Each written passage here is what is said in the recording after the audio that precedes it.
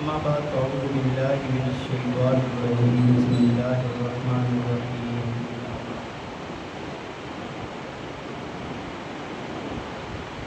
لقد كان لكم في رسول الله أسوة حسنة صدق الله العظيم وصدق رسوله النبي الكريم ونحن على ذلك من الشاهدين والشاكرين والحمد لله رب العالمين. محبت اور شوق کے ساتھ دعا کریں. اللهم صل على سيدنا ومولانا محمد وعلى آل سيدنا ومولانا محمد وبارك وسلم. اللهم صل على سيدنا ومولانا محمد وعلى آل سيدنا ومولانا محمد وبارك وسلم.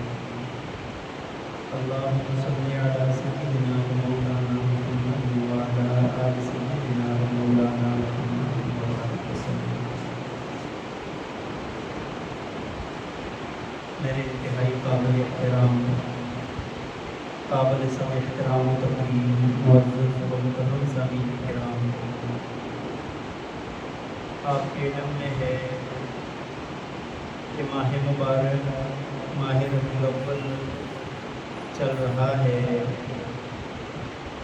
اور یہ مہینہ بہار کا مہینہ ہے کہ تمام انسانیت کے لیے اس مہینے کے اندر بہار رہی ہے. ربیع کا معنی بھی بہار ہوتا ہے اور اس کے اندر حقیقت میں بھی بہار آئی ہے. اس میں حضور نبی پاک صلی اللہ علیہ وسلم دنیا میں تشریف لائے اور آپ کا آنا کائنات کی سب سے بڑی نعمت ہے. کائنات میں جتنی بھی نعمتیں آپ کو نظر آ رہی ہیں نا، انسانیت کے لیے سب سے بڑی نعمت اور رحمت وہ سب سے زیادہ نبی پاک صلی اللہ علیہ وسلم کی ذات گرامی ہے. تو ربیع الاول کے اندر آپ حضرات سنتے رہتے ہیں نبی علیہ السلام کی سیرت کے پروگرام ہوتے ہیں، جلسے ہوتے ہیں، اور پروگراموں میں آپ صلی اللہ علیہ وسلم کی سیرت کو بیان کیا جاتا ہے، آپ کی باکمال سنت کو بیان کیا جاتا ہے، اور ایمان والے سن کے اپنے دل کو نور سے منور کرتے ہیں.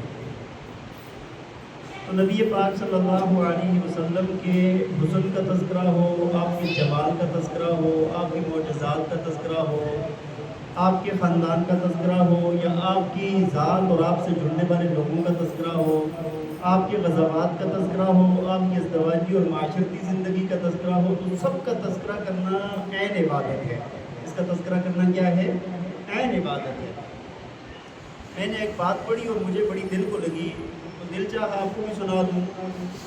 حضرت مولانا قاری طیب صاحب رحمہ اللہ تعالی علیہ، آپ جانتے ہیں کہ دارالعلوم دیوبند کے محتمم تھے. مولانا قاسم نانوتوی صاحب رحمہ اللہ کے پوتے ہیں اور بڑے بزرگ عالم، بڑے شیخ الحدیث، بڑے درجے کے انسان ہیں. ان کی ایک کتاب میں نے پڑھا، وہ فرمانے لگے لوگوں کو ایک بیان کرتے ہوئے کہ یار نبی پاک صلی اللہ علیہ وسلم کی 2 ولادتیں ہوئی ہیں. آپ کی کتنی ولادتیں ہوئی ہیں؟ 2 ولادتیں ہوئی ہیں. تو جب میں نے پڑھا تو مجھے بھی تعجب ہوا کہ ولادت تو ایک ہوئی ہے، لیکن حضرت فرما رہے ہیں کہ آپ کی 2 ولادتیں ہوئی ہیں. تو فرمانے لگے ہاں بھائی، تمہیں حیران ہونے کی ضرورت نہیں ہے، آپ کی 2 ولادتیں ہوئی ہیں. ایک ولادت ہوئی ہے 12 ربیع الاول، 9 یا 8 ربیع الاول علی اختلاف الاقوال. ان میں سے کسی تاریخ کو ایک ولادت ہوئی ہے جسمانی ولادت، جس میں کائنات کے سامنے ظاہر ہوئے ہیں محمد بن عبداللہ. اور دوسری ولادت ہوئی ہے 40 سال کے بعد، جو آپ کی روحانی ولادت ہے، جس میں اللہ تعالیٰ نے کائنات کے سامنے ظاہر فرمایا محمد الرسول اللہ کو. پہلی ولادت میں ظاہر ہوئے محمد بن عبداللہ، اور دوسری ولادت کے بعد کون ظاہر ہوئے؟ محمد الرسول اللہ صلی اللہ علیہ وسلم. تو بھائی اب 2 ولادتیں ہیں. ایک تو وہ ولادت ہے کہ جب آپ کائنات میں تشریف لائے، آپ کا آنا، آپ کا حسن کا ظاہر ہونا، یہ ساری چیزوں کا ذریعہ بنا ہے، ساری کائنات نے آپ کو مانا ہے. اور دوسری ولادت کے بعد اللہ تعالیٰ نے انسانیت کے لیے نمونہ بنا دیا. پہلی ولادت کا تذکرہ لوگ زیادہ کرتے ہیں، دوسری ولادت کا تذکرہ کم کرتے ہیں. آپ نے دیکھا ہوگا پروگراموں میں کہ زیادہ تر کیا بیان ہوتا ہے؟ زیادہ یہ بیان ہوتا ہے کہ نبی علیہ السلام کی صورت مبارک ایسے تھی، آپ ایسے حسین و جمیل تھے، یہ ساری چیزیں بیان ہوتی ہیں۔ یہ تو آپ کی پہلی ولادت کے ساتھ تعلق رکھتا ہے کہ جب آپ کا حسن مبارک، آپ کا جمال جو ہے وہ دنیا کے سامنے آیا، اور اس کا تذکرہ کرنا بھی عین عبادت ہے۔ دوسری ولادت آپ کی ظاہر ہوئی 40 سال کے بعد، اور اس میں یہ ظاہر ہوا کہ اس میں بتایا گیا ہے کہ ہم نے نماز کیسے پڑھنی ہے، ہم نے روزہ کیسے رکھنا ہے، ہم نے حج کیسے کرنا ہے، ہم نے اگر جنگ میں غزوات میں کفار کے سامنے لڑنا ہے تو لڑنا کیسے ہے، ہم نے کھانا کیسے ہے، ہم نے پینا کیسے ہے، ہم نے عبادات کیسے کرنی ہے، ہم نے معاشرتی زندگی کیسے گزارنی ہے، یہ ساری چیزیں اس میں ظاہر ہوئی ہیں۔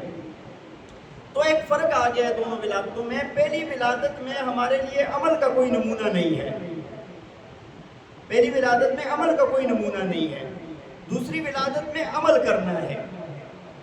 مثال کے طور پہ نبی پاک صلی اللہ علیہ وسلم کا حسن مبارک بیان ہوا، پہلی ولادت میں حسن ہے، آپ کا جمال ہے، تو اس کے اندر کوئی بندہ یہ کر سکتا ہے کہ جیسے نبی علیہ السلام کی مبارک آنکھیں تھی میری بھی ایسی بنا دوں میں، جیسے آپ کی ناک مبارک تھی میں اپنی ناک ایسے بنا دوں، جیسے آپ کا چہرہ مبارک تھا میں اپنا چہرہ ایسے بنا دوں۔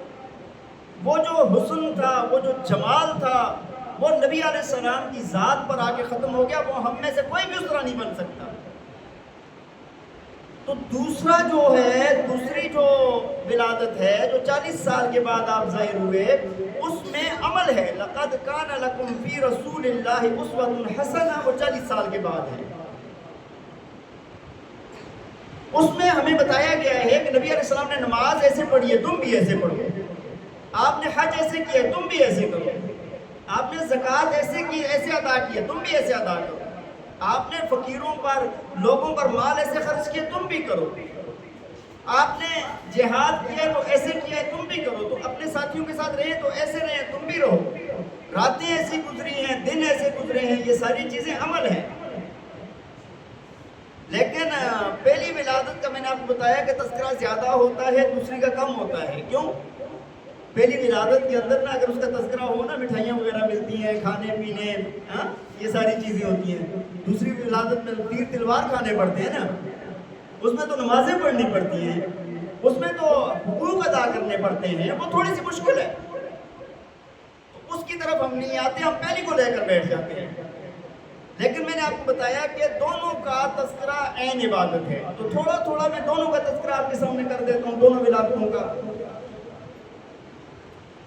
نبی پاک صلی اللہ علیہ وسلم جب آپ کی ولادت مبارکہ ہوئی تو اللہ تعالیٰ نے کائنات کے سامنے ایک ایسی شاہکار ہستی اور ایسا حسین و جمیل انسان دنیا کو دکھایا جو اس سے پہلے کائنات نے کبھی نہیں دیکھا۔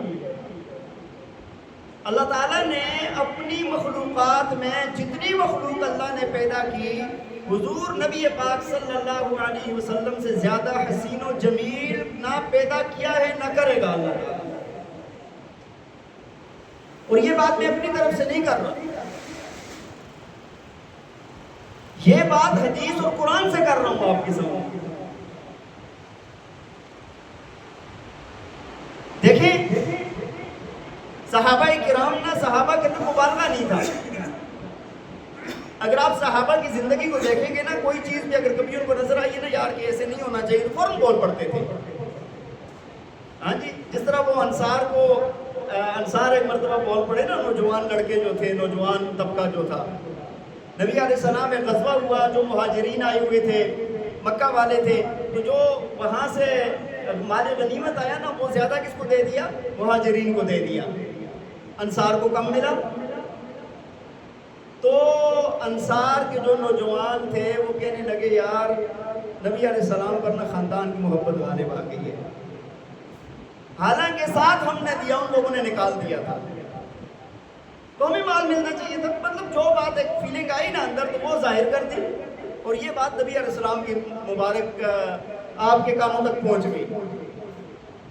حدیث کا مفہوم ایسے ہے، آپ نے بلایا، صحابہ کو بلایا، فرمایا بھائی اس کا خلاصہ یہ ہے، حدیث کا بہت پرانی میں نے پڑھی تھی کہ دیکھو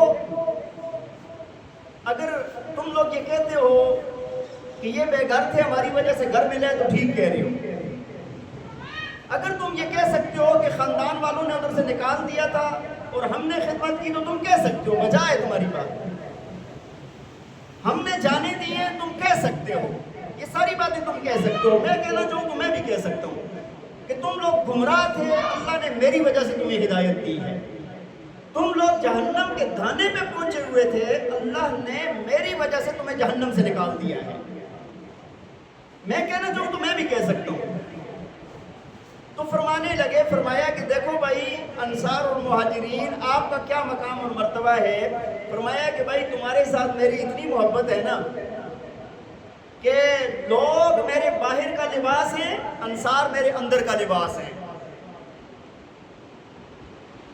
ہاں جی میرے، اور فرمایا کہ تم لوگ اس بات کو پسند نہیں کرتے کہ لوگ بھیڑ بکریاں لے کے چلیں اور تم اللہ کے رسول کو لے کے چلو،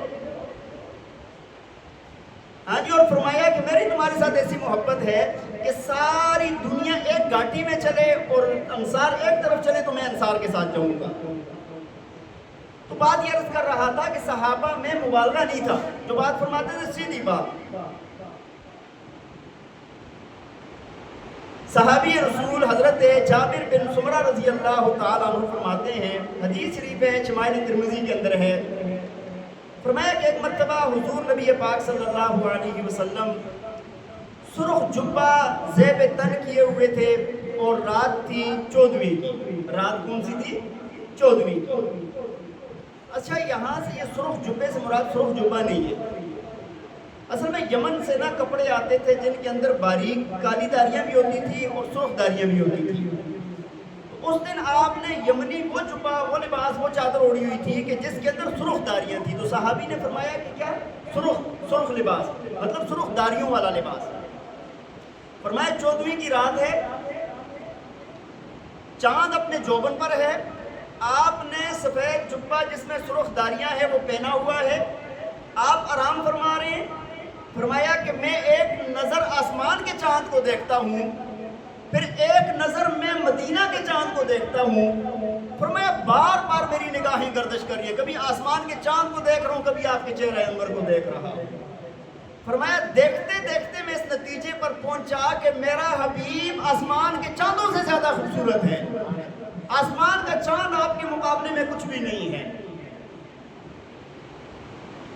ایک صحابی ہے دوسرے، حضرت ابو ہریرہ رضی اللہ تعالیٰ عنہ، نام سنے آپ؟ احادیث کی کتابوں میں نا سب سے زیادہ روایات حضرت ابو ہریرہ سے ہیں، 5000 سے زیادہ روایتیں اس ایک صحابی سے ہیں، اور یہ نبی علیہ السلام کے نا در پہ ہی ہوتے تھے ہر وقت۔ فرماتے اور لوگ تو کوئی کھیتی باڑی کرنے چلا جاتا تھا اور میرا کوئی بھی نہیں تھا، میں ادھر ہی پڑا رہتا تھا، نبی علیہ السلام کے ساتھ ہی ہوتا تھا ہمیشہ۔ تو ان کو زیادہ دیکھنے کا موقع ملا اور روایات بھی زیادہ ان سے ہیں۔ میں کہتا ہوتا ہوں کہ ابو ہریرہ تجھ پر ہمارے خاندان، ہمارے بچے، ہماری جانیں قربان ہو جائیں، اگر تو نے کم از کم بھی اللہ کے رسول کو دیکھا ہوگا نا تو 5000 سے زیادہ مرتبہ تو دیکھا ہے، جب روایت سنی ہے تو دیکھا نہیں ہے۔ تو فرماتے ہیں کہ رسول اللہ صلی اللہ علیہ وسلم کا چہرہ انور اتنا حسین اور خوبصورت تھا، ایسے جمیل تھے آپ، ایسے جمال والے تھے آپ، فرمایا کہ جب بندہ غور سے دیکھتا تھا نا تو ایسے لگتا تھا کہ آپ کے چہرہ انور کے اندر سورج گردش کر رہا ہے، آپ کے چہرے میں کیا گردش کر رہا ہے؟ ایسی چمک ہوتی تھی کہ فرمایا کہ ایسے لگا سورج اندر اندر چل رہا ہے، ایسے آپ کا حسن تھا۔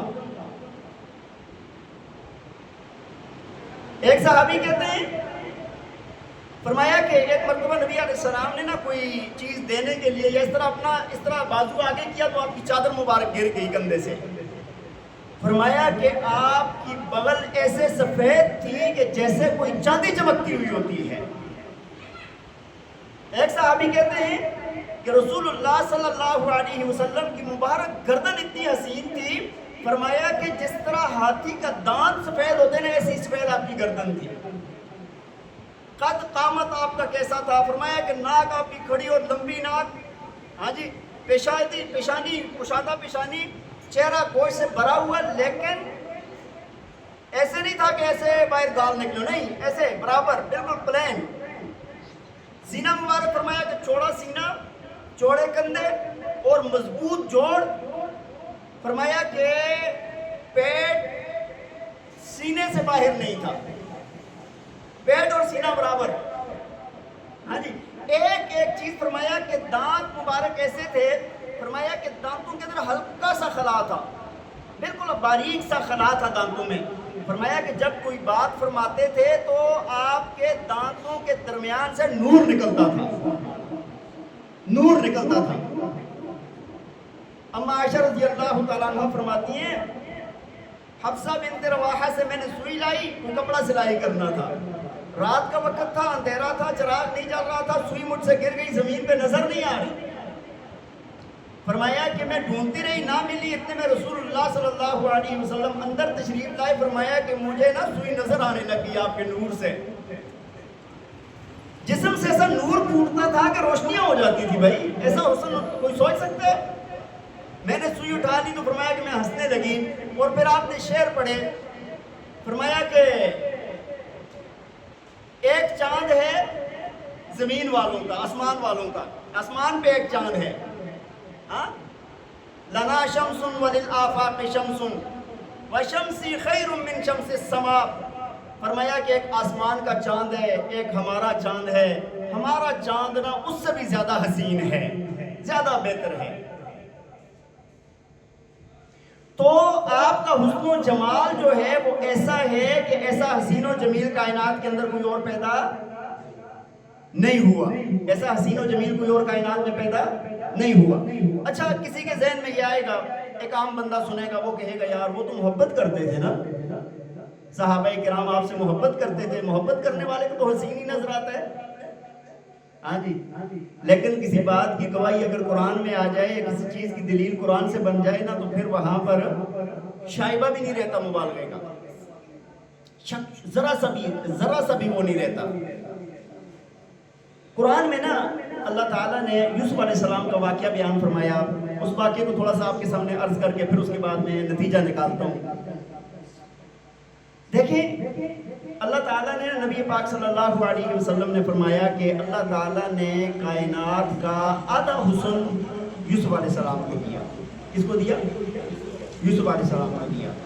اور آدھا حسن پوری کائنات میں تقسیم کیا. اللہ تعالیٰ نے یوسف علیہ السلام کو اتنا حسین بنایا کہ کائنات، پوری کائنات کا آدھا حسن آپ کو عطا فرمایا ہے. اور قرآن میں مشہور واقعہ ہے سورہ یوسف کے اندر، آپ حضرات نے سنا کہ بچپن میں بیچے گئے، غلام بنائے گئے، عزیز مصر کے گھر گئے، وہاں پر جوان ہوئے، عزیز مصر کی بیوی عاشق ہو گئی. ہاں جی.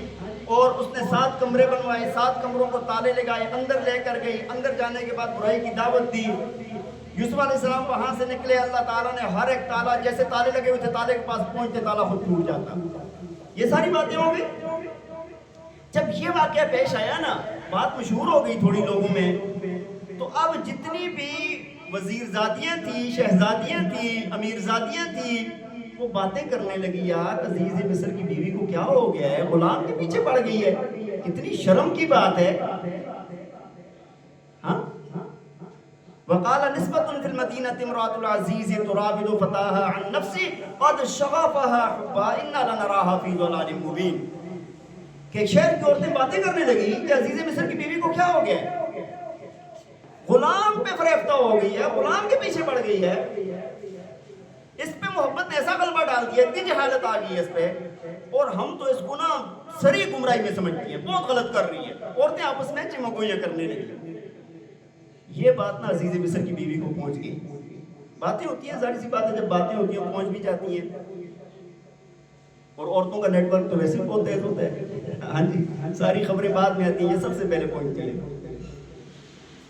یہاں پر ایک بات یہ بھی عرض کر دوں بھائی، آج میں دیکھتا ہوں جتنا بھی زیادہ بڑے بڑے جھگڑے میں دیکھتا ہوں، ان کے اندر کیا ہوتا ہے کہ بغیر تحقیق کے خبر کو نا آگے ہم چلا رہے ہوتے ہیں. گھر میں کوئی بات ہوگی، فلاں عورت نے یہ کی، فلاں نے کی، اس نے خاوند سے کر دی، خاوند نے آگے دکان پہ کر دی، ہاں جی، اس نے آگے 4 بندوں کو اور کر دی، پھر محلے میں اس غریب کو پتہ بھی نہیں ہوتا. بات سمجھ آ رہی ہے؟ اللہ تعالیٰ نے قرآن میں یہ بھی فرمایا ہے، یا ایھا الذین آمنوا ان جاءکم فاسق فرمایا کہ اگر کوئی فاسق تمہارے پاس خبر لے کر آتا ہے فتبینوا، تحقیق کر لیا کرو. کیا کر لیا کرو؟ اور یقین مانے جب سے میں نے یہ آیت جب میرے ذہن میں حاضر ہوئی تو اس کے بعد کبھی بھی اس طرح خبریں تو ہر جگہ پر آتی رہتی ہیں.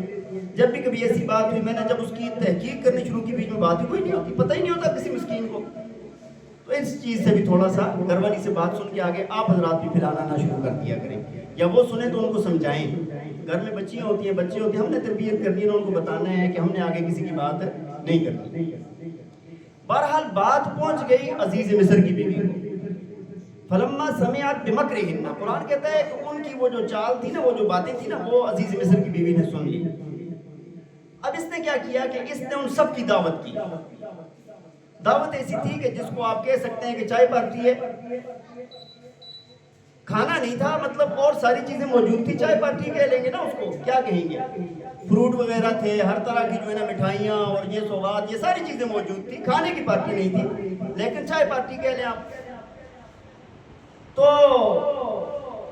جب وہ آ گئی نا ان کے سامنے، فلما سمعت بمکرہن ارسلت الیہن واعتدت لہن متکئا. اللہ تعالیٰ فرماتے ہیں کہ یہ کہ اس نے کیا کیا کہ اس نے سب کو ایک بہت خوبصورت جگہ بنائی جہاں پر ٹینک لگا کے بیٹھی ہوئی ہیں ساری امیرزادیاں شہزادیاں، اور ان کے سامنے سارے کھانے، بہت عمدہ قسم کے فروٹ، عمدہ قسم کی چیزیں رکھی گئی ہیں. وَآتَتْ كُلَّ وَاحِدَةٍ مِّنْهُنَّ سِكِّينًا، ان میں سے ہر ایک کے ہاتھ میں چھری بھی دے دی. گوشت وغیرہ کاٹ کے کھانا ہے یا آپ نے فروٹ کاٹ کے کھانا ہے، کوئی چیز کاٹ کے کھانی ہے تو وہ کاٹ کے کھائیں. اور یہ سب کرنے کے بعد نا جب وہ اپنے کھانے پینے میں مصروف ہو گئی تو وَقَالَتْ اخْرُجْ عَلَيْهِنَّ، یوسف علیہ السلام کو بلایا، ذرا بات سنیں. یوسف علیہ السلام اپنے کسی جگہ پر موجود تھے. یوسف علیہ السلام جیسے آئے نا سامنے، اب عورتوں کی نا پہلی نظر پڑی. فَلَمَّا رَأَيْنَهُ أَكْبَرْنَهُ وَقَطَّعْنَ أَيْدِيَهُنَّ وَقُلْنَ حَاشَ لِلَّهِ مَا هَٰذَا بَشَرًا إِنْ هَٰذَا إِلَّا مَلَكٌ كَرِيمٌ. قرآن کہتا ہے کہ جب ان نے دیکھا، فَلَمَّا رَأَيْنَهُ أَكْبَرْنَهُ، کہتے ہیں جب دیکھا تم نے بہت بڑا سمجھے یار عجیب و غریب ایسا انسان. وَقَطَّعْنَ أَيْدِيَهُنَّ، اور اپنے ہاتھوں کو کاٹ لیا. وَقُلْنَ حَاشَ لِلَّهِ مَا هَٰذَا بَشَرًا، کہنے لگی اللہ کی قسم یہ کوئی انسان نہیں ہے. إِنْ هَٰذَا إِلَّا مَلَكٌ کریم، یہ تو ایک کریم فرشتہ ہے. یہ کیا ہے؟ انسان ایسا نہیں ہو سکتا. یہ سارا واقعہ تو قرآن میں آپ حضرات نے سن رکھا ہے، قرآن میں موجود ہے، کبھی پڑھیں بھی. تو اب یہ میں آپ کو سنا کیا رہا تھا کہ اب یہاں پر ان عورتوں نے کیا کیا کہ اپنے ہاتھ کاٹ دیے. اب عزیز مصر کی بیوی نے کہا میرے ساتھ 24 گھنٹے رہتا ہے، میں اگر اس پہ فریفتہ ہو گئی ہوں، تم مجھے باتیں سنا رہی ہو، خود تو تم سے ایک جھلک نہ دیکھی گئی، اپنے ہاتھ کاٹ دیے تم نے. بات سمجھ آ گئی، واقعہ سمجھ آ گیا، آپ کا حسن سمجھ آ گیا آپ کو. اب یہاں سے میں دلیل پکڑ رہا ہوں. اما عائشہ صدیقہ طاہرہ رضی اللہ تعالی عنہ فرماتی ہے، کتابوں میں حدیث موجود ہے، فرمایا کہ مصر کی عورتوں نے یوسف کو دیکھا تو اپنے ہاتھ کاٹ دیے، میرے حبیب کو دیکھتی تو اپنے دلوں پر چھریاں پھیر دیتی. آپ کا حسن و جمال یوسف علیہ السلام سے کہیں زیادہ ہے. بلکہ علماء نے لکھا ہے، فرمایا کہ دنیا کا آدھا حسن کس کو دیا گیا؟ یوسف علیہ السلام کو. آدھا پوری دنیا کو، اور پوری کائنات کا پورا حسن رسول اللہ صلی اللہ علیہ وسلم کی ذات گرامی کو دیا گیا ہے. بہرحال بات یہ عرض کر رہا تھا کہ آپ کی پہلی ولادت میں جو پیدائش سے لے کر 40 سال تک ہے، اس میں لوگوں کے سامنے ظاہر ہوا آپ کا حسن و جمال، اور 40 سال کے بعد ظاہر ہوئے ہیں آپ کے کمالات. پہلی زندگی کے اندر نمونہ نہیں ہے، دوسری زندگی کے اندر نمونہ ہے. پہلی زندگی میں جیسے آپ حسین و جمیل ہیں، کائنات کا کوئی انسان ایسا نہیں بن سکتا. ایک نمونہ ہوتا ہے، ہم نے ایسے بننا ہے تو آپ جیسے ہم، بات سمجھ آ رہی ہے، ایسا حسن کسی پر بھی نہیں آ سکتا. دوسرا جو حصہ ہے 40 سال کے بعد سے 63 سال کی عمر تک، وہ سارے کا سارا ہمارے لیے کیا ہے؟ اسوہ حسنہ ہے، اسوہ حسنہ ہے. تو پہلی بات بھی تھوڑی سی عرض کر دی، تھوڑی سی دوسری بات بھی عرض کر کے بات ختم کرتا ہوں. دیکھیں جو کمالات رسول اللہ صلی اللہ علیہ وسلم کو دیے گئے ہیں نا، ایسے کمالات بھی کائنات میں کسی کو نہیں ملے. ایسے کمالات کسی کو بھی نہیں ملے۔ انبیاء کے متعلق ہمارا عقیدہ کیا ہے کہ انبیاء معصوم ہوتے ہیں۔ انبیاء کیا ہوتے ہیں؟ معصوم ہونا یہ بہت بڑا کمال ہے۔ کسی بھی گناہ سے انبیاء معصوم ہوتے ہیں، اور انبیاء کے لیے معصوم ہونا ہے بھی ضروری۔ بھائی شریعت کیا ہوتی ہے؟ شریعت کس کو کہتے ہیں؟ نبی جو کر رہا ہے وہ کرنا، نبی جو کہہ رہا ہے وہ کرنا، جس سے منع کر رہا ہے اس سے رکنا، جو نبی نہیں کر رہا اس سے رک جانا، شریعت ہوتی ہے نا۔ شریعت کس کو کہیں گے؟ وہ شریعت اسی کو کہتے ہیں کہ جو نبی نے کیا ہے وہ کرو، جس سے نبی نے منع کیا ہے اس سے رک جاؤ۔ اگر نبی سے گناہ ہو سکتا ہوتا تو اب نبی سے خدا نخواستہ انسان یہ سوچ سکتا تھا یار نبی سے بھی گناہ ہو سکتا ہے، شاید یہ ہو گیا ہو آپ سے، نعوذ باللہ۔ ایسے اسی وجہ سے اللہ تعالیٰ نے انبیاء کرام کو معصوم رکھا۔ ما ينطق عن الهوى ان هو الا وحی یوحى، اپنی طرف سے نہیں بولتے، وہی بولتے ہیں جو اللہ کی طرف سے ہوتا ہے، جو اللہ کی طرف سے وہی ہوتی ہے، نبی وہی بولتا ہے۔ اچھا معصوم ہے، معصوم کیسے ہیں؟ تھوڑا سا میری طرف توجہ دیں، تھوڑا سا میری طرف توجہ دیں، وقت بہت کم ہے، تھوڑی سی بات کر کے ختم کرتا ہوں۔ اچھا معصوم نا، تھوڑا سا اس بات کو بھی سمجھے۔ آپ حضرات نے سنا ہوگا انبیاء معصوم ہوتے ہیں، تو اس کے کیا کیا اسباب ہیں؟ معصوم ہونے کے سبب بھی تو کوئی ہوں گے نا۔ ایک سبب تو یہ ہوتا ہے کہ انبیاء کرام کی جو مٹی ہوتی ہے نا، اس کا غالب حصہ جنت کی مٹی ہوتی ہے۔ جتنے بھی نبی ہیں نا، ان کے جسم کی مٹی کہاں سے لائی جاتی ہے؟ جنت سے۔ کہتے ہیں نا فلاں بندہ بڑا پاک تینت ہے، اس کی مٹی بڑی پاک ہے، اس وجہ سے بڑا نیک ہے۔ انبیاء کی جسم کی مٹی کا زیادہ حصہ جنتی ہوتا ہے، جنت سے لایا جاتا ہے، اس وجہ سے معصوم ہوتے ہیں، گناہ قریب ہی نہیں آتا۔ بات سمجھ آ رہی ہے نا؟ انبیاء اس وجہ سے معصوم ہوتے ہیں۔ اور دوسری بات، ان کو ہر وقت مشاہدہ حق حاصل ہوتا ہے۔ انبیاء کرام کو مشاہدہ حق حاصل ہوتا ہے۔ کیا مطلب؟ ہر وقت اللہ کے جلال اور جمال کو ہر وقت وہ مشاہدہ کر رہے ہوتے ہیں۔ اللہ تعالیٰ کی ذات جب نماز پڑھ رہے ہوتے ہیں ایسے اللہ کے سامنے کھڑے ہیں، 24 گھنٹے سوئے جاگے ہر وقت ایسے ہوتا ہے کہ اللہ کی ذات سامنے ہے، مشاہدہ حق حاصل ہوتا ہے، جلال بھی دیکھ رہے ہوتے ہیں، جمال بھی دیکھ رہے ہوتے ہیں۔ اب آپ دیکھیں کہ اگر کوئی بڑا افسر ہو، بڑے درجے پر ہو، جنرل صاحب ہیں، فلاں صاحب ہیں، ان کے سامنے ایک بندہ کھڑا ہے، سامنے ہے، وہ گڑبڑ کرے گا؟ مشکل ہو جائے گی نا یار، وہ آنکھیں بھی ادھر ادھر نہیں کرے گا، بڑے باڈی کو بالکل سٹینڈ خارج بھی نہیں کرے گا۔ تو جب اللہ کے سامنے یہ کیفیت حاصل ہو جاتی ہے، انبیاء کی یہ حالت ہوتی ہے، تو اس وجہ سے گناہ سرزد نہیں ہوتا۔ اور تیسری بات، اللہ تعالیٰ کی حفاظت۔ اللہ تعالیٰ حفاظت فرماتے ہیں، ہاں جی ذرا سی کوئی بات ہوئی تو اللہ تعالیٰ حفاظت فرما دیتے ہیں، اوپر سے بھی ایک نظام چل رہا ہے۔ دیکھیں نا یوسف علیہ السلام کا واقعہ میں نے آپ کو عرض کیا، اس کے اندر جب ابتدا میں زلیخا نے دعوت دی تھی نا، تو قرآن میں ہے وَلَقَدْ هَمَّتْ بِهِ وَهَمَّ بِهَا لَوْلَا أَن رَّأَىٰ بُرْهَانَ رَبِّهِ، فرمایا کہ برائی کا ارادہ کر لیا زلیخا نے، فرمایا وَهَمَّ بِهَا، اور خیال ان کے دل میں بھی پیدا ہو گیا۔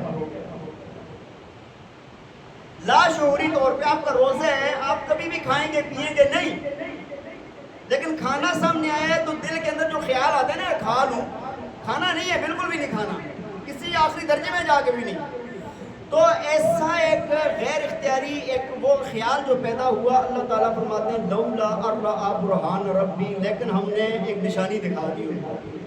مفسرین کرام فرماتے ہیں کہ جیسے یوسف علیہ السلام اوپر دیکھا نا، تو یعقوب علیہ السلام ایسے والد محترم جو ان کے ایسے دانتوں میں نا انگلی دبائی اوپر سے دیکھ رہی ان کو، ہاں جی، اور پھر اس کے بعد یہ قال معاذ اللہ، کہ اللہ تعالیٰ مجھے بچائے، اللہ تعالیٰ میری حفاظت فرمائے، یہ کہتے ہوئے نا دروازے کی طرف گئے، اللہ تعالیٰ نے سارے دروازے کھول دیے، سارے تالے توڑ دیے۔ تو انبیاء کرام معصوم ہوتے ہیں، ایک تو مشاہدہ حق ہوتا ہے، مٹی پاک ہوتی ہے، تیسرا اللہ کی طرف سے حفاظت ہوتی ہے۔ چھوٹے چھوٹے دو واقعے آپ کے سامنے عرض کر کے بات ختم کرتا ہوں۔ نبی پاک صلی اللہ علیہ وسلم کی نبوت ملنے سے پہلے کے واقعات ہیں، حدیث کے اندر موجود ہیں۔ اللہ تعالیٰ نبی کی حفاظت فرماتا ہے تو کیسے فرماتا ہے؟ ایک واقعہ تقریباً کوئی آپ کی عمر جو ہے نا وہ 12 سے 14 سال کے درمیان لگ بھگ ہوگی، اور دوسرا واقعہ ہے آپ کی عمر مبارک 25 سال کی۔ پہلے بھی دیکھیں نا 12-14 سال میں جو ابتدائی عمر ہوتی ہے، لڑکپن ہوتا ہے، یہ چیزیں ہوتی ہیں نا۔ تو مکہ کے اندر نا ایک بڑے گھرانے میں شادی تھی، اور اس شادی میں چونکہ بڑا گھرانہ تھا، مالدار لوگ تھے، تو ان خرافات وغیرہ تو وہ کرتے ہیں نا، جب پیسہ بڑھ جائے تو پھر یہ چیزیں بھی ساتھ آ جاتی ہیں۔ پیسہ بڑھتے تبھی جا کے یہ چیزیں آتی ہیں، خرافات ساتھ آتے ہیں۔ وہ بھی تھے، بہرحال کچھ تھوڑی بہت بات چیت تھی اس کے متعلق کہ کچھ نہ کچھ ہوگا، لیکن نبی پاک صلی اللہ علیہ وسلم کو واضح پتہ نہیں تھا کہ وہاں پر ناچ گانے یا اس طرح کے کام ہوں گے۔ نوجوان جو ساتھ والے لڑکے تھے نا، سب نے کہا کہ سارے جا رہے ہیں تو چلو ہم بھی چلتے ہیں، تھوڑا سا آ جائیں گے رات کو۔ اچھا وہ محفل تھی عشاء کے بعد، جیسے آج کل بھی عشاء کے بعد یہ ناچ گانے ڈھول ڈھماکے یہ چیزیں ہوتی ہیں۔ اللہ تعالیٰ کی حفاظت بتا رہا ہوں آپ کو۔ فرمایا کہ رسول اللہ صلی اللہ علیہ وسلم فرماتے ہیں، فرمایا میں چلا گیا ان لڑکوں کے ساتھ، جا کے وہاں پر بیٹھا، فرمایا کہ میرے اوپر ایسے زوروں کی نیند آئی نا کہ جو میرے اختیار میں نہیں تھی۔ فرمایا میں سو گیا، ساری رات آنکھ نہیں کھلی، جو کچھ ہوتا رہا ہوا جیسے بھی۔ صبح آنکھ کھلی، لوگوں نے بتایا کہ یار یہاں تو بڑے ڈھول ڈھمکے ہوئے ہیں، فلاں ہوئے ہیں۔ ہاں مجھے تو سمجھ ہی نہیں آئی، سو گیا۔ اللہ تعالیٰ نے نبی کی حفاظت فرمانی تھی، آپ کی زبان مبارک سے یہ کہلوانا تھا کہ لقد بعثت لاقصر المعازف او کما جاء فی الحدیث، فرمایا کہ مجھے بھیجا ہی اس لیے گیا ہے کہ گانے بجانے کے آلات توڑ۔ تو اللہ تعالیٰ نے اپنے نبی کے پہلے حفاظت فرما دی۔ دوسرا واقعہ ایک پیش آیا، آپ کی عمر مبارک تھی 25 سال۔ تب یہ ہوا کہ مکہ آپ کو پتہ ہے نا مسجد حرام کا کہ یہ درمیان میں ہے اور نیچے ہے، تو یہ ابھی تو مکہ بنا ہوا ہے، اس وقت سائڈوں پر پہاڑ تھے، ایسے سارا جب بارشیں تیز ہوتی تھی تو پانی درمیان میں آ جاتا تھا۔ ایسا ہی بارشیں کم ہوتی تھی، لیکن ایک بار بہت زیادہ بارشیں ہوئی، پانی آیا، پانی خانہ کعبہ میں داخل ہوا۔ اب عمارت کے اندر جو گارا وغیرہ لگایا ہوا تھا یا جو چیز بھی اس وقت چونا سیمنٹ جو بھی استعمال کیا تھا اس وقت کے لحاظ سے، وہ سارا درمیان سے نکل گیا، بس پتھر کھڑے رہ گئے۔ اب مکہ والوں نے یہ سوچا کہ یار ہم نا اس عمارت کو دوبارہ تعمیر کرتے ہیں، مشرک تھے لیکن خانہ کعبہ کا احترام تھا، یہ گر نہ جائے، اور اس کے لیے ترتیب یہ بنائی کہ بھائی چندہ کرو، ہاں پیسے جمع کرو، سارے پیسے جمع کرو، یہ اس کی تعمیر کرنی ہے، اور ساتھ یہ شرط لگا دی کوئی حرام کا پیسہ اس میں نہیں آئے گا۔ وہ تو لوٹ مار بھی کرتے تھے، جوئے بھی کھیلتے تھے، وہ تو سود کے کاروبار بھی کرتے تھے، ہاں لوگوں کو لوٹتے بھی تھے، رازدنی بھی کرتے تھے، یہ ساری چیزیں تھیں، لیکن یہاں پر حرام پیسہ نہیں لگائیں گے۔ ایک بات تو یہ انہوں نے کیا کہ پاک مال جمع کیا، جو کمائی والا تھا، محنت مزدوری والا تھا، اور ساتھ جب تعمیر کرنے لگے نا تو تھے تو جو حالائے عرب، تب جا کے نا کہنے لگے یار ان کپڑوں کے ساتھ نا ہم نے بہت گناہ کیے، جو پہنے ہوئے کپڑے ہیں نا ان کے ساتھ بہت زیادہ گناہ کیے، خانہ کعبہ کی تعمیر مقدس عمل ہے، ان کپڑوں کے ساتھ نہیں کریں گے، کپڑے اتار کے۔ ہاں جی، میں ایسی وجہ سے کہہ رہا ہوں جو حالائے عرب تھے نا، جہالت تو تھی نا، وہ بھائی گناہ جسم کے ساتھ کیے ہیں، چمڑی اتارو اوپر سے، تم کپڑے اتار رہے ہو۔ بہرحال متفقہ فیصلہ ہو گیا کہ کپڑے اتار کے تعمیر ہوگی۔ اب سارے جمع ہو گئے، حضور نبی پاک صلی اللہ علیہ وسلم کی عمر مبارک تھی 25 سال۔ آپ کو کہا کہ آپ نوجوان ہیں، آپ بھی آئیں شریک ہوں، آپ آئے۔ اب نبی کی پاک طبیعت ہوتی ہے، کپڑے کدھر اتار سکتے ہیں نبی ایسے؟ کہتے ہیں سارے بزرگوں نے اتار دیے ہیں، یہ دیکھو یہ سارے بزرگ، چاچا ماما بڑے بڑے، ہاں فلاں صاحب، تو آپ بھی اتار دو، کیا اس میں؟ نبی علیہ السلام فرماتے ہیں کہ مجھ سے تو نہیں ہو رہا تھا، لیکن اب ظاہر سی بات ہے کہ میں نے کہا یار سارے زور ڈال رہے ہیں۔ فرمایا کہ جیسے میں نے اپنے تہبند کو ہاتھ ڈالا نا، فرمایا مجھے ایسے لگا جس نے کس نے مجھے نا زمین پہ گرا دی اور بے ہوش کر دیے، گر گیا وہ زمین پر، بے ہوش ہو گیا۔ سب نے آپ صلی اللہ علیہ وسلم کو اٹھایا کہ سائے میں آپ کو ڈال دیا، آپ کو ہوش نہ آیا، یہاں تک کہ پورے خانہ کعبہ کی تعمیر مکمل ہوئی ہے، اس کے بعد ہوش آیا ہے۔ ہاں پوچھا تو تعمیر ہو گیا جی۔ اللہ تعالیٰ نبوت ملنے سے پہلے بھی اپنے نبی کیسے حفاظت فرماتا ہے؟ بات سمجھ آ رہی ہے؟ مرد کا نا ناف سے لے کر گھٹنوں کے نیچے تک جسم پردہ ہے، یہ نہیں کھلے گا کبھی۔ نوجوانوں کو میں دیکھتا ہوں بڑی روڈ پہ بائک پہ بیٹھے ہوتے ہیں، اتنے اتنے کچھے پہنے ہوتے ہیں، آدھی آدھی رانیں بھی ننگی ہوتی ہیں، گانے گاتے ہوئے جا رہے ہوتے ہیں۔ انگریز کی محبت ایسی غالب آ گئی ہے کہ اپنی ٹانگیں اپنی رانیں بھی ننگی کر لی ہیں، نبی کی محبت میں تو ٹخنے بھی ننگے نہیں کر سکے۔ ہاں انگریز کی محبت تو ایسی غالب آئی ہے کہ پتہ نہیں کیا کچھ سر سارے گنجے کر کے اوپر سے کچھ بالوں کے ڈیزائن بنا دیے۔ اللہ کی نبی کی محبت میں تو یہ داڑھی بھی نہیں چھوڑ سکے، جڑ سے نکالتے ہیں۔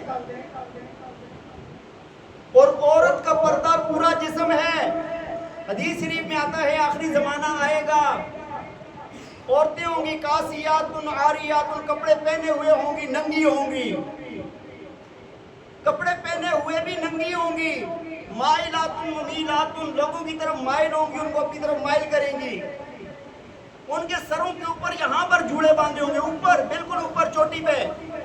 فرمایا کہ یہ عورتیں جنت میں داخلہ تو دور کی بات ہے، جنت کی خوشبو تک نہیں سن سکیں گی، حالانکہ جنت کی خوشبو تو فلاں 500 سال کی مسافت تک جاتی ہے، لیکن یہ جنت کی خوشبو بھی نہیں پا سکیں گی۔ تو اللہ کے نبی کا سطر کھلنا یہ عیب والی بات تھی، آپ کی عصمت کے خلاف تھا، تو اللہ تعالیٰ نے کیسے محفوظ فرما دیا؟ بہرحال آپ کے بہت زیادہ کمالات ہیں، تو بات یہ عرض کر رہا تھا کہ ایک آپ کا ربیع الاول کے مہینے میں ہاں جی پیر کے دن آپ کا کیا ظاہر ہوا؟ جمال ظاہر ہوا، کائنات میں آپ کا جمال پھیلا، اور 40 سال کے بعد آپ کے کمالات پھیلے۔ اللہ تعالیٰ ہمیں عمل کرنے کی توفیق عطا فرمائے، اور اللہ تعالیٰ اپنے نبی کی سیرت کو اپنانے کی توفیق عطا فرمائے۔ وآخر دعوانا الحمدللہ رب العالمین۔ اذان کے بعد سنو۔